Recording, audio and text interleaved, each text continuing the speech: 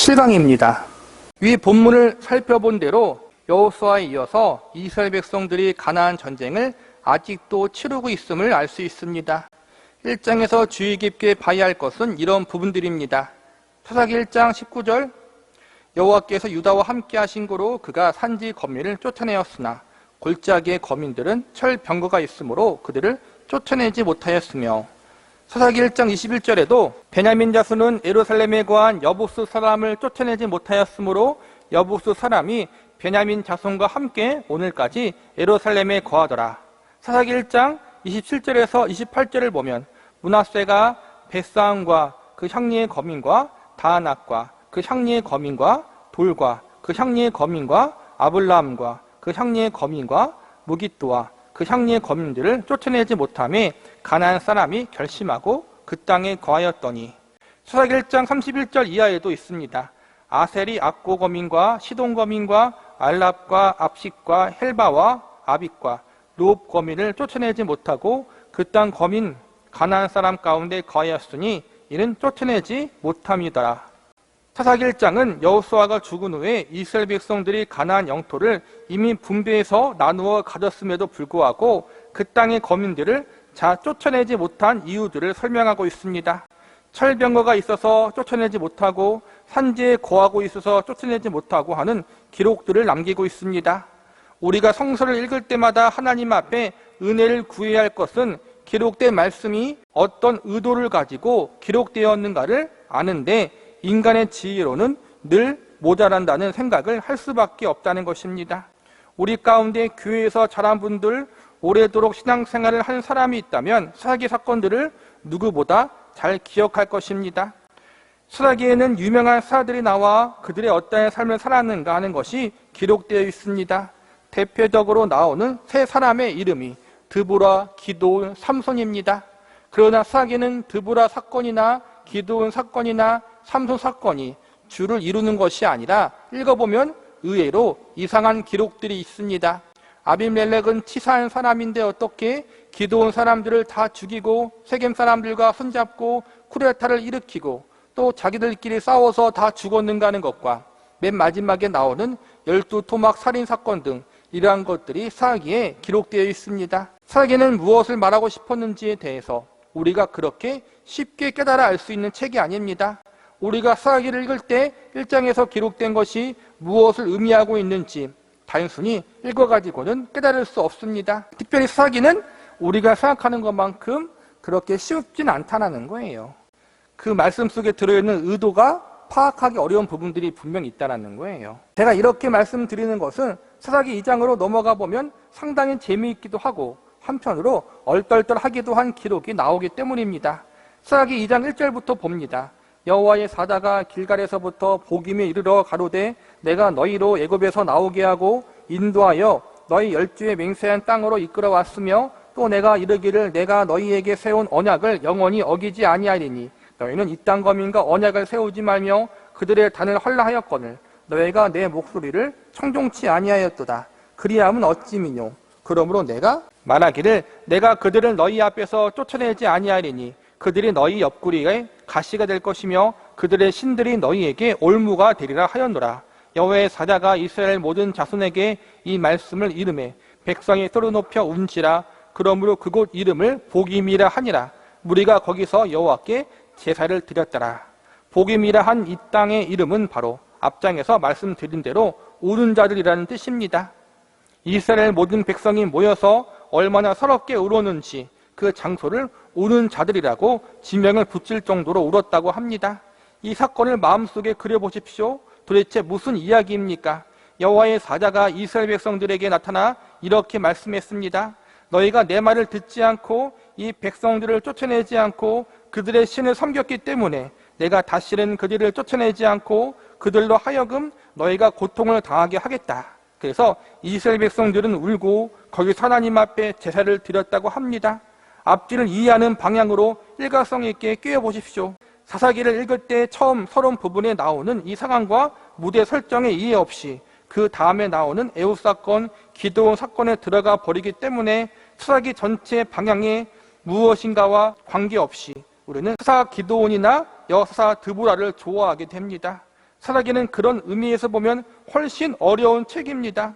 1장에 있었던 사건과 2장에 나오는 사건을 연결해 놓지 못하면 그 이후에 나오는 사건은 전부 사실상의 배역을 잃어버리게 됩니다. 사사기 1장과 2장에 있는 사건이 무엇을 의미하는지를 알려면 여호수아 24장을 찾아보는 수밖에 없습니다.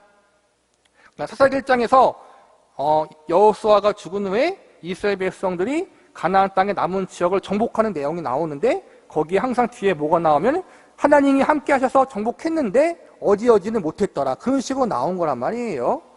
2장에 보면은 그래서 하나님의 사자가 그걸 책망하는 거예요. 하나님이 너희와 함께하고 있는데 왜 나머지 그 작은 성읍과 작은 남아있는 가나안 원주민들을 정복하지 못하느냐, 그렇게 책망하신다는 거예요. 그리고 결국 그 이유는 뭐예요? 뒤에서 배우겠지만 너희가 그들을 쫓아내기 싫었다는 거예요. 왜요? 그들에게 얻을 이익이 있다는 거야. 나중에 보면은 이스라엘 사람들이 강해졌을 때는 그들을 하인처럼 부려요. 그들에게 가나안 땅에서 어떻게 농사를 지을지도 배워야 되거든요. 배워야 되고, 또 그들은 철을 만들 줄 아니까는 농기구도 잘 만들 거 아니에요. 그러니까 그런 거에 대한 유익이 있다는 거예요. 그들이 섬기는 신을 또한 좋아하게 됐어요. 그러니까 이러한 상황들이 있었다는 거예요. 너희가 힘이 없어서가 아니라는 거예요. 하나님이 함께 하셔서 지금까지 이렇게 왔는데 그 작은 원주민들의 마을과 도시와 성을 점령하지 못했다는 건 말이 안 된다. 곧 너희 마음 가운데 하나님 말씀에 온전히 순종하고 하자는 마음이 없었다는 거예요. 여호수아 24장 14절 이하에 이렇게 되어 있습니다. 그러므로 이제는 여호와를 경외하며 성실과 진정으로 그들을 섬길 것이라. 너희 열조가 강 저편과 애굽에서 섬기던 신들을 제하여 버리고 여호와만 섬기라. 만약 여호와를 섬기는 것이 너희에게 좋지 않게 보이거든 너희 열조가 강 저편에서 섬기던 신이든 혹은 너희의 거하는 땅 아모리 사람의 신이든 너희 섬길 자를 오늘 택하라. 오직 나와 내 집은 여호와를 섬기겠노라. 여러분, 이런 구절을 읽으면 참 기분이 좋지요. 그저 제가 이런 말을 드리는 것을 노엽게 생각하지 말고 사실인가 아닌가를 스스로 점검하면 됩니다. 성서를 나누어 읽어도 어쩌다가 자기가 읽은 구절이 폼나는 구절이면 괜히 은혜를 받는 것 같이 생각합니다. 평범한 구절을 읽으면 하나님이 버리신 것 같이 여겨집니다. 뜻을 깨닫고 그렇게 사는 것이 목적이 아니라 이상한 데에서 감격을 합니다. 무슨 구절을 좋아하는가 하면 오직 나와 내 집은 여호와를 섬기겠노라. 안 그렇게 살아도 자기 차례에 그것이 걸렸다면 내가 그렇게 산 사람 같고 그날부터 여호수아의 첫 자를 따라 여시로 계명하겠다고 우겨야 할 것만 같습니다. 지금 여호수아가 왜 이 말을 하는지를 우리는 알아야 합니다. 하나님 말씀을 앞뒤 문맥을 따라 알라는 거예요. 내가 좋아하는 것만 쏙 빼놓거나 어떤 특정 구절만 보고 그거에 은혜 받아서 이상하게 하지 말고 그 말씀이 무슨 의미인지 본질인지 제대로 알라는 거예요. 나는 하나님만 섬기겠다. 이 여호수아의 고백이 물론 긍정적인 거지만 그 사항을 놓고 보면 그렇지 않다는 거예요. 이스라엘 백성들이 그렇게 살지 못하기 때문에 지금 여호수아가 목 놓아서 마지막 유언으로 고백하는 거란 말이에요. 지금 여호수아는 유언을 하고 있는 것입니다. 여호수아가 자기 신앙을 고백하는 대목이 아닙니다. 유언은 죽은 사람이 자기를 위하여 하는 것이 아닙니다. 남아있는 자를 걱정해서 하는 것입니다. 여호수아의 유언은 굉장히 깊은 의미가 있습니다. 여호수아 24장 16절을 읽습니다. 백성이 대답하여 가로되 여호와를 버리고 다른 신들을 섬기는 일을 우리가 결단코 하지 아니하오리니 이는 우리 하나님 여호와와 그가 우리와 우리 열조를 인도하여 애굽 땅 종되었던 집에서 나오게 하시고 우리 목전에서 그 큰 이적들을 행하시고 우리가 행한 모든 길에서 우리의 지난 모든 백성 중에서 우리를 보호하였으며 여호와께서 또 모든 백성 곧 이 땅에 거하던 아모리 사람을 우리 앞에서 쫓아내셨습니다. 그러므로 우리도 여호와를 섬기리니 그는 우리 하나님이시니이다. 그러니까 여호수아가 유언으로 너희는 하나님을 섬겨야 한다. 나도 내 집안을 하나님을 섬기겠다. 너희 어떻게 할 것이냐라고 말하니까 백성들이 이렇게 고백하는 거예요. 참 멋지게 고백했죠. 근데 어때요? 볼게요. 그런데 우리는 속습니다. 여호수아 24장 19절. 여호수아가 백성에게 이르되 너희가 여호와를 능히 섬기지 못할 것은 그는 거룩하신 하나님이요 질투하는 하나님이시니 너희 허물과 죄를 사하지 아니할 것임이라. 바로 이 부분이 여호수아 24장에서 가장 중요한 힌트를 주는 대목입니다. 이 구절을 중심으로 해서 앞의 내용들을 살펴보면 여호수아가 죽을 때가 되었는데 마음 놓고 눈을 감을 수가 없는 심정이 역력히 보이고 있는 것입니다. 여호수아 쪽에서 보면 자기가 살아있는 동안은 고삐를 꿰듯 하나님 앞에 데리고 왔는데 이제 자기가 죽으면 하나님 앞에서 도망갈 것이 너무나 뻔하다는 것입니다. 그래서 다짐을 하려는 것입니다. 얘들아 모여라. 나는 이제 죽는다. 확실히 해둘 것이 있다. 이 세상에 섬길 신도 여럿이 있다. 그러나 나는 하나님만 섬긴다. 너희도 그만을 섬기는 것이 옳다. 그러나 내가 너희를 강요하지 않겠다. 오늘 너희가 자발적으로 결심해라. 나와 내 집은 여호와를 섬기겠다. 백성들이 입을 모아 말합니다. 우리도 그래요? 여부가 있겠습니까? 백성들이 이 말을 여호수아가 이렇게 맞받습니다. 아니야. 너희는 못한다. 너희가 하나님을 제대로 섬긴다면 내가 이 5 손가락에 장을 지지겠다. 너희가 여호와를 능히 섬기지 못한다. 그는 거룩하신 하나님이고 질투하는 하나님이시니 너희 허무가 죄를 사하지 아니할 것이기 때문이다. 이 말을 뒤집어서 풀이한다면 너희가 그토록 죄를 짓고 하나님이 원치 않은 일들을 밥 먹듯이 하면서 하나님이 아닌 다른 신을 섬기면서 말로만 여호와를 섬기겠다는 것으로 되지 않는다. 하나님이 아닌 다른 우상을 섬기겠다고 하면 모를까? 하나님은 하나님을 섬기는 자가 하나님 외에 다른 우상을 또 겸하여 섬기면 가만히 놔두지 않으시는 분이시기 때문에 너희는 하나님을 섬기지 못한다. 말로만 해서는 안 된다. 지금 하는 결정이 얼마나 심각한지 아느냐? 내가 보기에는 너희는 어림없다. 그러니 못한다. 아니요, 우리는 합니다. 못한다니까? 바로 이것이 여호수아의 태도입니다. 여호수아 24장 20절 이하를 보면 이렇게 되어 있습니다.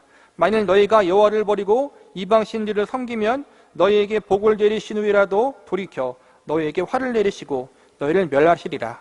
백성이 여호수아에게 말하되 아니니이다. 우리가 정정 여호와를 섬기겠나이다. 여호수아가 백성에게 이르되 너희가 여호와를 택하고 그를 섬기라 하였으나 스스로 증인이 되었느니라. 그들이 가로되 우리가 증인이 되었나이다. 여호수아가 가로되 그러면 이제 너희 중에 있는 이방신을 제하여 버리고 너희 마음을 이스라엘 하나님 여호와께 향하라. 백성이 여호수아에게 말하되 우리 하나님 여호와를 우리가 섬기고 그 목소리를 우리가 청종하리라 한시라. 그날에 여호수아가 세겜에서 백성으로 더불어 언약을 세우고 그들을 위하여 율례와 법도를 베풀었더라.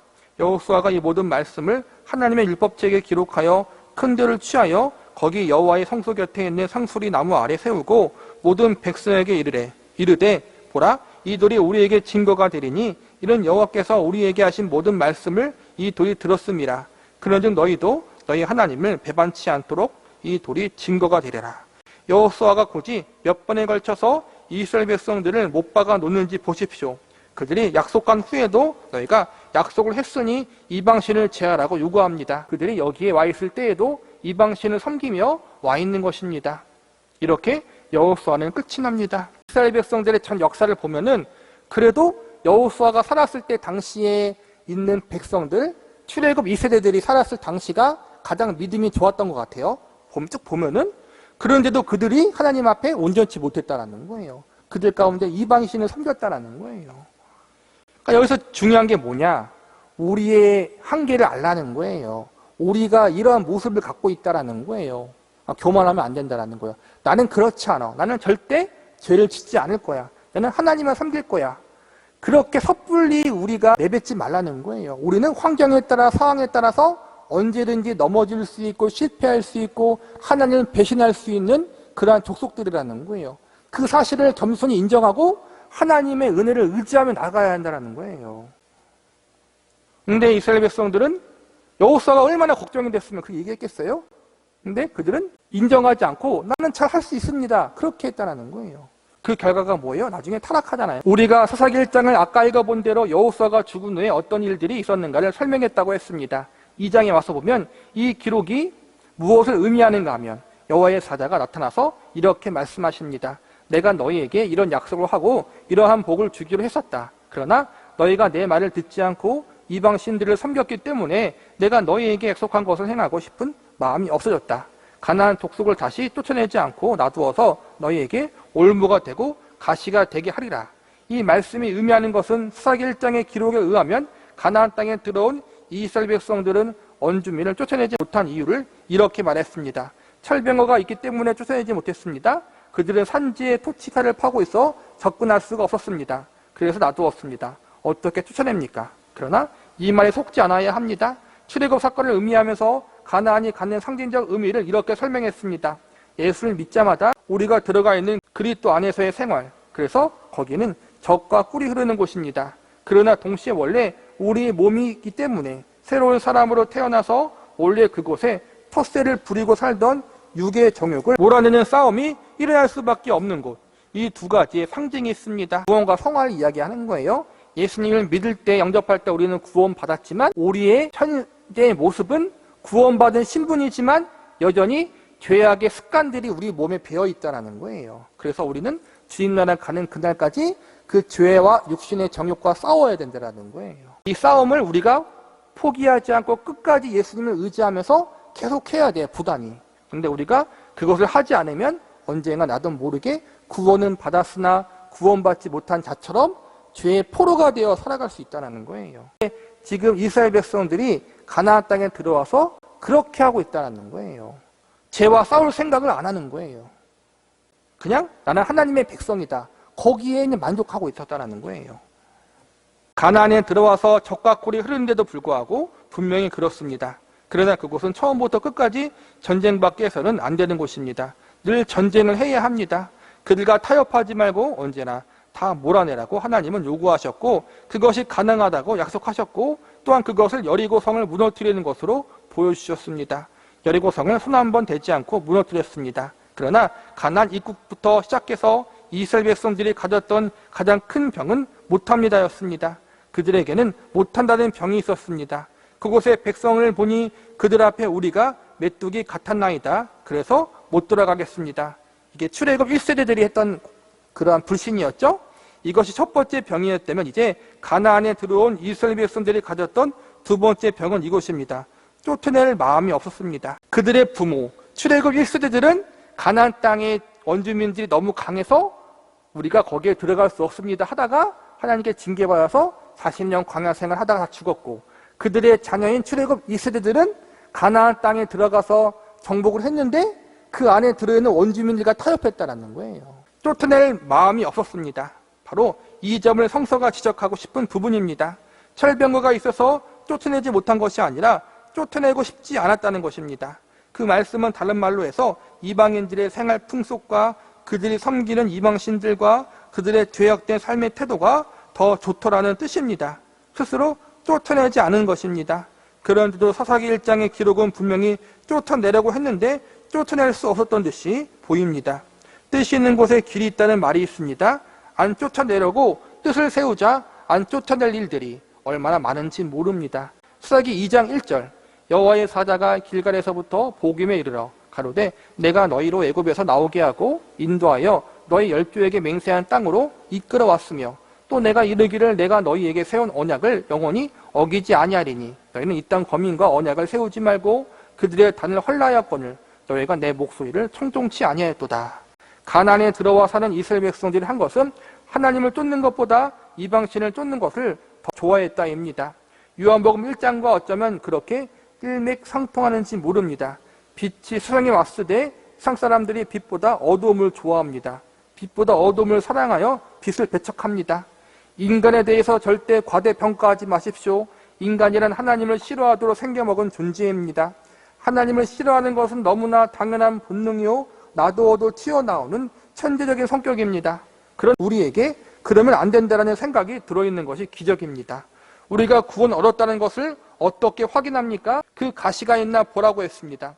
하나님을 싫어하고 세상을 좋아하는 것이 뒤통수에 걸려있는 가시. 그러나 아무나 있는 것이 아닙니다. 중생한 자만이 있는 감각입니다. 대단한 일을 해서 중생했다는 것을 확인하지 않습니다. 그러나 우리는 그렇게 확인하려고 합니다. 나는 뭔가 다른 사람이다라는 것으로 확인하려고 듭니다. 그들이 하나님을 쫓지 않습니다. 하나님의 사자를 보내어 그들을 다시 쫓아내지 않고 그들로 하여금 너희에게 올무가 되고 가시가 되게 하겠다고 하셨습니다. 이스라엘 백성들이 그때 울었습니다. 이것을 행여 이스라엘 백성들이 괜히 때를 쓴 것이라고 생각하면 안 됩니다. 이스라엘 백성들은 정말 서러워서 온 것입니다. 왜 서러웠습니까? 이것이야말로 사사기에서 꼭 기억해야 합니다. 우리는 한오라 했습니다. 하나님 왜 이게 웬 청천날벼락입니까? 하나님 우리가 뭘 잘못했다고 그토록 화를 내십니까? 이것이 이스라엘 민족의 태도인 것을 알아야 합니다. 그러나 속으로 이렇게 판단하지 마십시오. 자식들 뻔뻔스럽기도 하네. 아닙니다. 이스라엘 백성들이 죄라고 깨닫지 못하는 것에 대해서 음미해야 되는 대목이 이 부분입니다. 이스라엘 백성들의 태도, 우리가 할 만큼 했는데 하나님이 복을 허락하시기는커녕 왜 화를 내시는지 모르겠다고 합니다. 오리발을 내미는 것이 아닙니다. 너무 슬피 얼마나 많이 울었던지 그 땅 이름을 잊지 않도록 복임, 즉 우는 자들이라고 했습니다. 그리고 그 땅에서 제사를 지내기도 했습니다. 그러나 회개의 제사를 드렸다고 생각하지 마십시오. 이 부분이야말로 참 재미있는 대목입니다. 이스라엘 백성들이 울었다는 것이 회개에 대한 참된 회개의 눈물이 아니었다. 어찌 보면 억울한 눈물이었다라고 지금 박연서 목사님이 이야기하는 거예요. 자기들 나름대로는 열심히 했는데 하나님께서 혼을 내시니까 억울하다라는 거예요. 이게 중요한 게 우리의 모습일 수 있다라는 거예요. 나의 열심, 나의 의로움. 하나님은 그게 아니라고 하는데 하나님이 아니라고 하면 아닌 건데 우리는 끝까지 우기는 거란 말이에요. 하나님 아닙니다. 전했습니다. 열심히 했습니다. 나름대로 열심히 노력했습니다. 근데 하나님이 아니다 하는데 우리는 끝까지 우긴다는 거예요. 이스라엘 백성들처럼. 우리가 분명 확인하고 넘어가야 되는 것은 나를 만족시켜주는 것이 최선은 아닙니다. 내가 고쳐야 할 것은 고치고 내가 진전해야 할 것은 진전하도록 성서 요구하고 있다는 사실을 알아야 합니다. 사람들 앞에서 자존심 상해서 제가 고치겠습니다 할 필요는 없습니다만 하나님 앞에서는 자존심을 세우지 마시기 바랍니다. 여기서만 그럴듯한 표정으로 돌아갔다고 합시다. 집에 가서 혼자 있을 때까지 그러지 말자는 것입니다. 그것이 우리가 성서를 배우면서 변화되어야 하는 부분입니다. 하나님이 잘못했다, 또 하나님이 우리에게 무엇을 말씀하셨다, 말씀을 통해서 어떠한 교훈을 주실 때, 메시지를 주실 때 그걸 그대로 받아들이라는 거예요. 쉽게 이야기해서 이스라엘 백성들의 모습이 우리의 모습이라는 거예요. 쉽게 이야기하면. 근데 우리는 아니다. 그래도 나는 그들보다 낫다. 그렇게 다 여기고 있지 않아요, 여러분? 저만 그래요? 그게 우리의 모습이라는 거예요. 그러지 말자라는 거예요. 말씀을 통해 나를 바르게 점검하고 하나님 앞에 겸손히 낮아지는 마음으로 가서 하나님의 도우심과 은혜를 구하라는 거예요. 제가 이스라엘 백성들이었습니다. 제가 하나님 앞에 범죄했습니다. 제가 교만했습니다. 할 수 없습니다. 날마다 그 고백 가운데 나가지 않으면, 날마다 하나님을 의지하며 나가지 않으면 우리는 이렇게 쓰러지고 실패할 수밖에 없다는 것을 보여주는 거예요. 왜요? 우리는 그렇게 생겨먹은 놈이기 때문에. 가만히 있으면 천재적으로 하나님이 싫어하는 것을 찾아간다는 거예요. 하나님이 기뻐하는 것에 우리가 천재적으로 찾는 것이 아니라 하나님이 미워하고 싫어하는 죄악된 것에 대해서 천재적으로 그걸 찾아가요. 이게 무서운 거예요, 여러분. 근데 그게 우리의 모습이었다는 거예요. 이스라엘 백성들의 모습만이 아니라 우리의 모습이었다. 저는 정말 하나님의 은혜를 의지하지 않고 살아간다면 살아갈 수가 없는 우리라는 사실. 우리는 구원 받았지만 아직까지 죄에서 자유롭지 못하다는 거예요. 아직 성화되지 못했다는 거예요. 그 부분을 늘 기억하면서 하나님을 의지하면서 믿음의 선한 싸움을 계속해서 싸워 나가야 한다. 이 사실을 우리가 잊지 말기를 바라겠습니다. 우리야말로 여기에 있는 이스라엘 백성과 조금도 다름이 없는 사람들입니다. 우리의 모든 신앙의 최고 약점은 자기가 결정한 일을 해놓고 할 만큼 했다고 우기는 데 있을지도 모릅니다. 하나님이 오셔서 너 잘못했다 이렇게 지적을 하면 하나님 너무하십니다. 저는 할 만큼 했습니다. 더 어떻게 하라고 하십니까? 이것이 우리가 내놓은 첫 번째 아우성일 것입니다. 그래서 여러분 성명을 이렇게 고쳐도 좋을 듯 싶습니다. 김복임. 사사기의 전 메시지는 이것을 전체적인 분위기로 해서 기록됩니다. 이스라엘 백성들은 자기들 생각에는 하나님을 섬기고 있고 정당하게 산다고 믿고 있으며 하나님 쪽에서 보면 전혀 그렇지 않은 백성이기 때문에 이 백성을 깨우쳐야 하는 일, 곧 하나님은 이스라엘 백성들로 하여금 하나님 앞에 서게 하기 위하여 그들에게 회초리를 들 수밖에 없는데 그들을 맞으면서도 왜 맞은지 모르고 억울하다고 밖에는 대답할 줄 모르는 인생들 간에 벌어지는 비극이 사사기입니다. 어떻게 보면 이것만큼 뼈가 저린 희극도 없습니다. 사사기만큼 철저한 희극도 없습니다. 그러나 그것은 고함도 지를 수 없는 경악으로 우리를 몰아가는 것이 전체 무대의 설정입니다. 우리가 사사기의 무대 설정을 모르기 때문에 언제나 우리는 기드온 드보라를 너무 좋아하고 있습니다. 이 관점에서 우리가 사사기를 출발하고 메시지를 들춰가다 보면 드보라와 기드온, 삼손이 어떤 이유 때문에 등장하는지 놀라운 하나님의 기적을 보게 되고 거기서 우리는 할 말을 잊어버리게 됩니다. 그러나 하나님이 주시는 복은 여기에 있습니다. 우리는 이렇게 되기 전에 이 말씀으로 말미암아 고쳐질 수 있는 시간적 여유가 있다는 사실입니다. 하나님 앞에 고집부리지 말기 바랍니다. 사사기의 가장 큰 특징 중 하나가 자기들 마음대로 행했다는 거예요. 그들 가운데 왕이 없었기 때문에 자기들 마음대로 하고 싶은 대로 행했다는 거예요. 가장 큰 문제는 하나님 앞에서 그랬다는 거예요. 하나님 앞에서 하나님의 말씀의 법, 그때도 율법이 있었잖아요. 법을 기준으로 율법에 따라 살아야 하는데 그러지 않고 자기 마음대로 살았어요.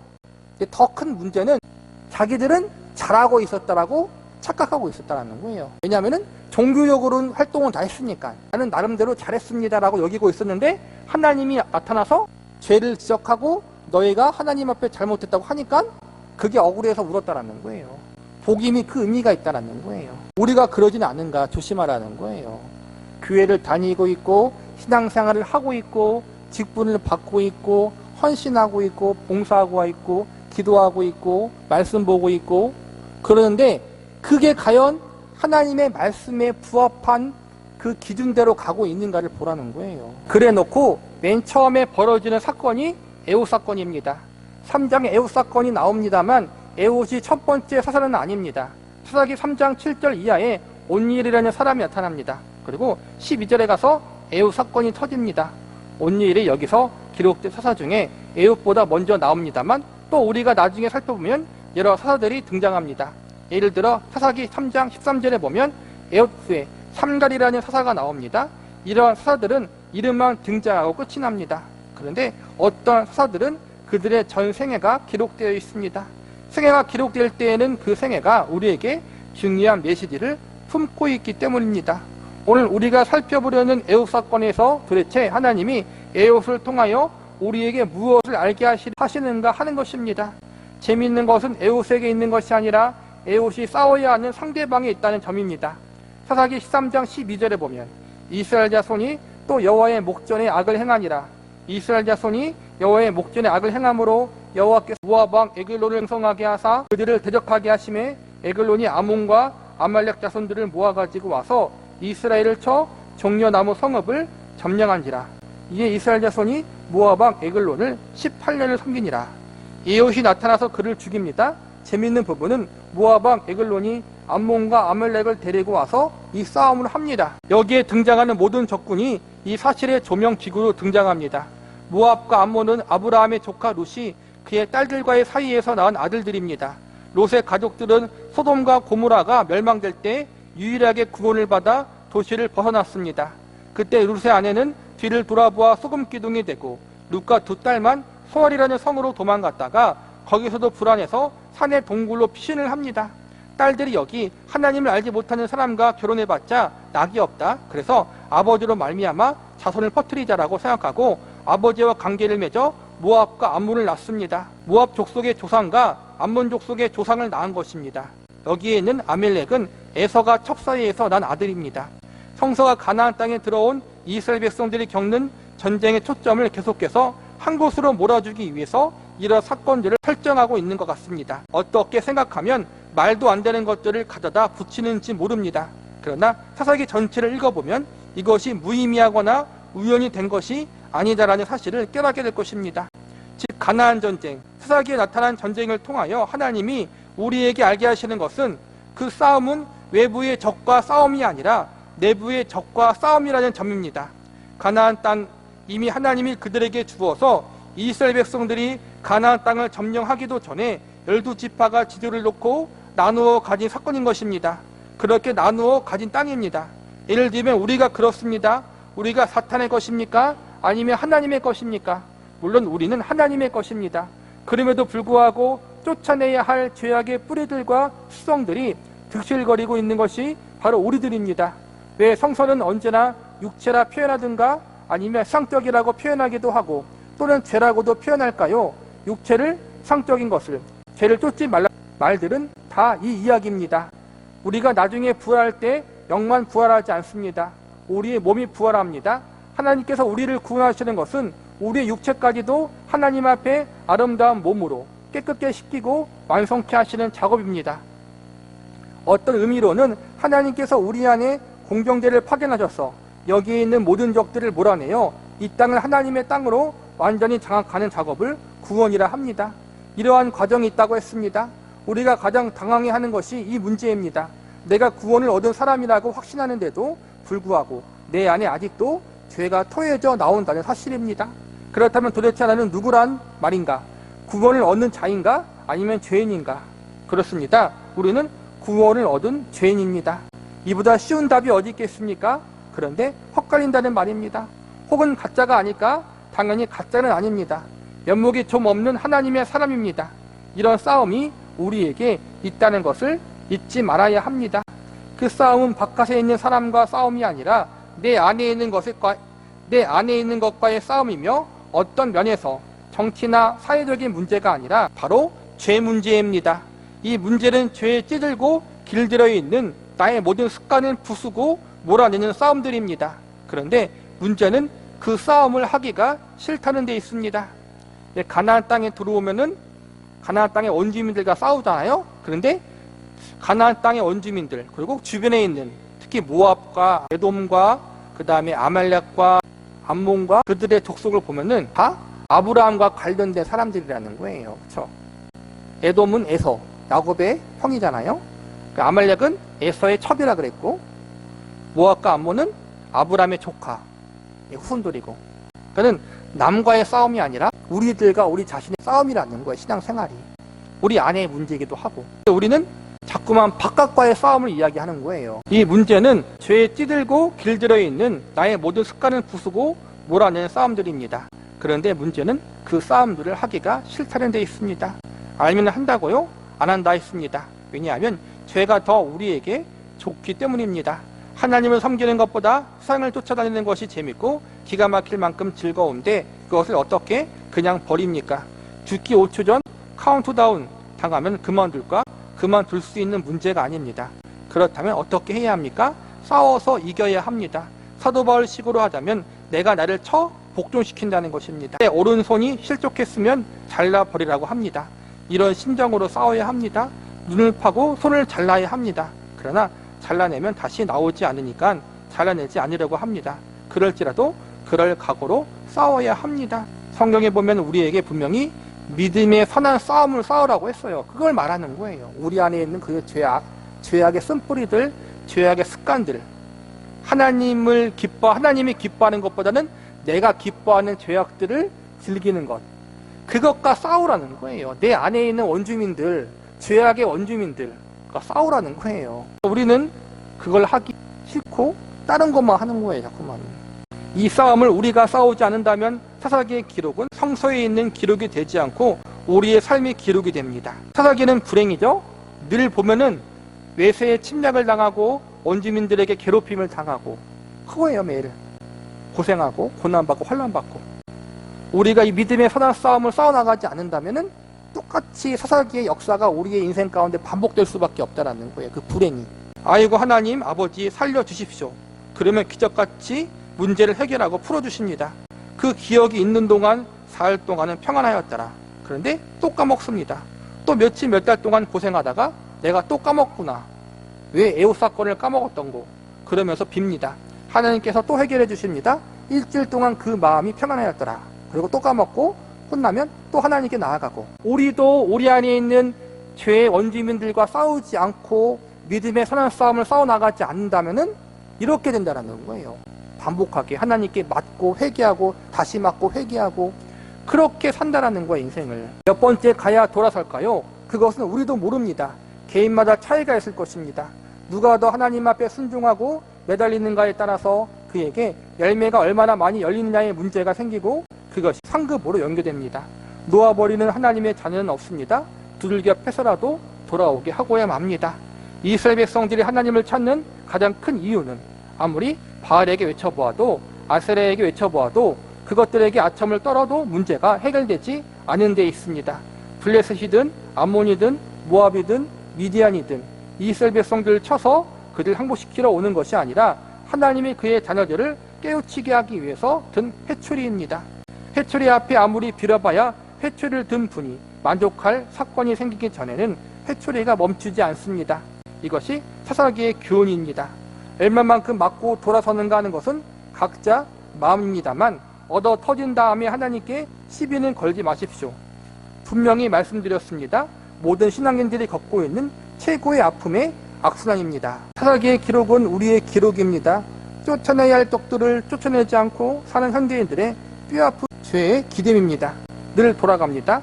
에웃 사건은 이것을 위해서 있는 것입니다. 재미있는 것은 이 사건의 기록을 사사기 3장 15절에 보면 이스라엘 자손이 여호와께 부르짖음에 여호와께서 그들을 위하여 한 구원자를 세우셨으니 그는 곧 베냐민 사람 게라의 아들 왼손잡이 에웃이라.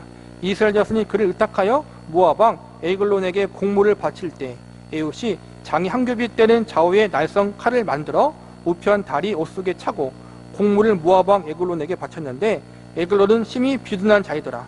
에웃이 공물 바치기를 마친 후에 공물을 메고 온 자들을 보내고 자기는 길갈 근처 돌 뜨는 곳에서부터 돌아가서 가로되 왕이여 내가 은밀한 일을 왕에게 고하리 하나이다.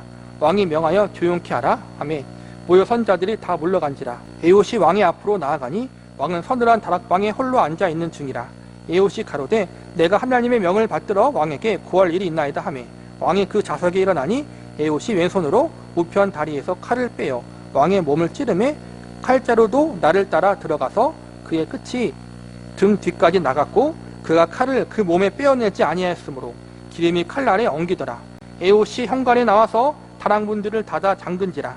에웃이 나아간 후에 왕의 신하들이 와서 다락문이 잠겼음을 보고 가로되 왕이 필요한 다락방에서 발을 가르우신다 하고 그들이 오래 기다려도 왕이 다락문을 열지 아니한지라.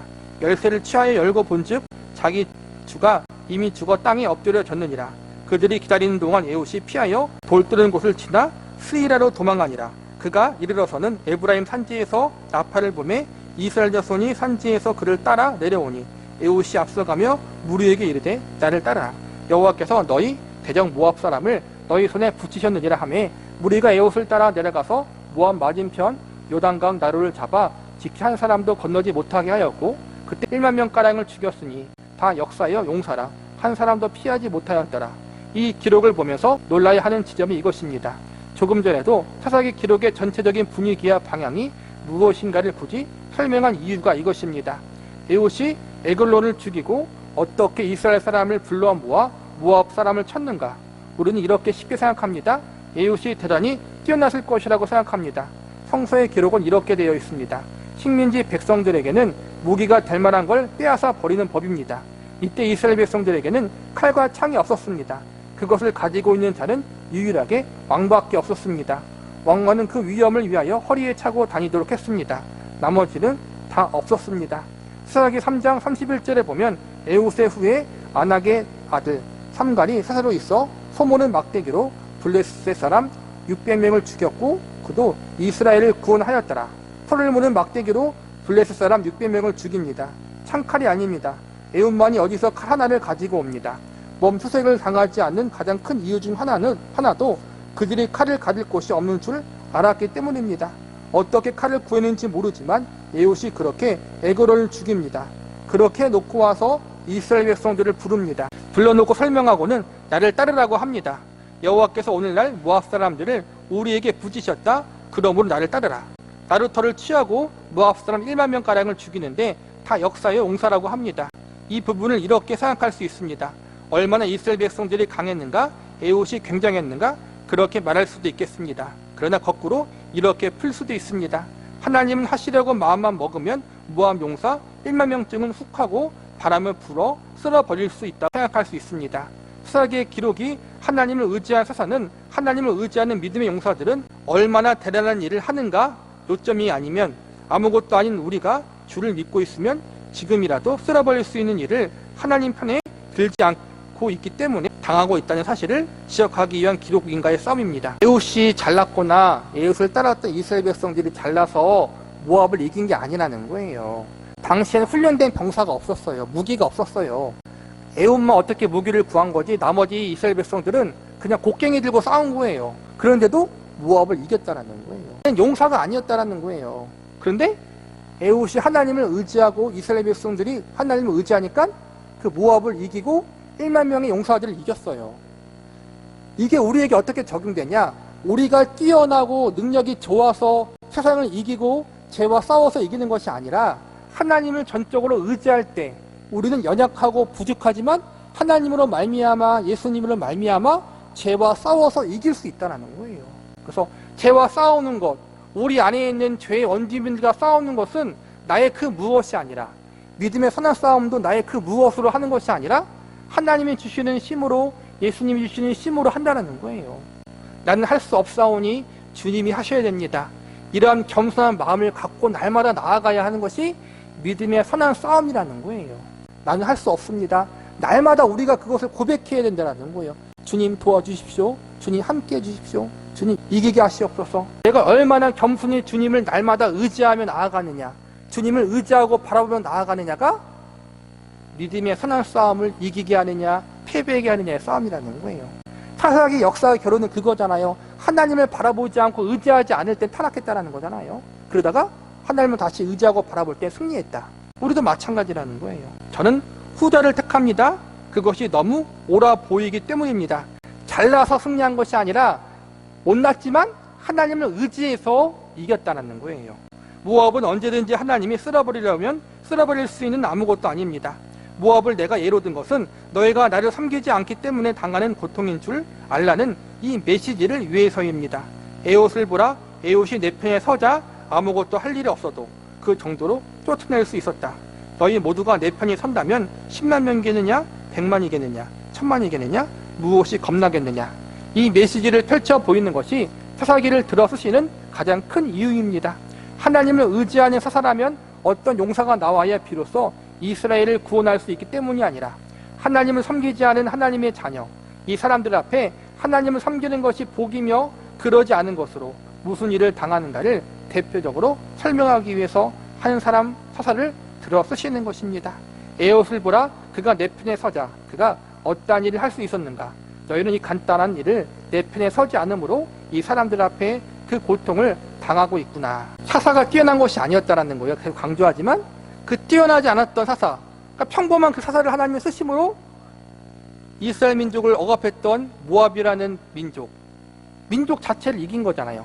이 한 사람이 하나님을 의지하며 이렇게 크게 하나님이 승리케 했는데 너희 이스라엘 민족 전체가 하나님을 의지하면 얼마큼 더 큰 승리를 얻겠느냐, 이걸 교훈해주고 있다는 거. 계속해서 사사가 중요한 것이 아니라 결국에는 하나님 백성 한 사람 한 사람이 주님 앞에 모두 바로 서는 것이 중요하다는 거예요. 이것이 사사기의 중요한 법칙입니다. 그래서 에옷을 들어 쓰십니다. 이 사건을 보고 이스라엘 백성들은 깨달아야 합니다. 사사기 3장 30절에 그날에 모압 사람이 이스라엘의 수월에 항복하며 그 땅이 80년 동안 태평하였더라. 그 사건이 기억되는 동안 태평한 것 같습니다. 이 사건을 볼 때마다 이스라엘 백성들은 드디어 하나님을 섬겨야겠구나, 우리가 그렇지 않아 이 꼴을 당했구나를 그 메시지 덕분에 깨닫게 된 것입니다. 에옷이 지키고 있기 때문에 적이 못 쳐들어왔다가 아닌데 우리들은 자꾸 그쪽으로 가고 있습니다. 가고 싶어합니다. 기드온이 살아있는 동안 그 땅이 평안하였더라. 그러나 기드온이 지키고 있는 동안 못 쳐들어왔다가 아니라 기드온으로 말미암아 펼쳐진 그 메시지를 통해서 이스라엘 백성들이 하나님을 섬겨야겠다, 눈으로 보고 그 편을 들더라는 것입니다. 그 기억이 있는 동안, 하나님 편을 들은 동안 하나님이 보호하십니다. 그 기억이 사라지고 또다시 다른 신을 섬기면 다시 채찍을 맞을 수밖에 없습니다. 복임, 결론을 짓자면은 울어버린 곳, 통곡한 곳. 근데 그 울음과 통곡은 참된 회개가 있는 것이 아니라 그냥 종교적인 부분, 내 감정만 토해내고 끝난 거란 말이에요. 우리는 감정을 토해내는 것으로 끝나지 않고 종교적인 어떠한 형식으로 끝나지 않고 우리가 마음과 진심을 향해 하나님 앞에 회개하고, 회개는 돌이키는 거잖아요. 하나님을 의지하는 거잖아요. 다시 전적으로 하나님을 의지하는 자리로 나아가기 위해서 날마다 믿음의 선한 싸움을 싸워 나가되 내 힘과 능력과 지혜를 의지하지 않고 날마다 하나님을 의지하며 나아가는 거란 말이에요. 믿음의 선한 싸움이 다른 것이 아니에요. 날마다 하나님을 의지하는 것, 날마다 하나님을 바라보는 것, 그 싸움이거든요. 그 싸움을 우리가 주님 나라 가는 그날 때까지 우리가 내려놓지 않고 게을리지 않고 날마다 지속되게 할 수 있기를 바라겠습니다.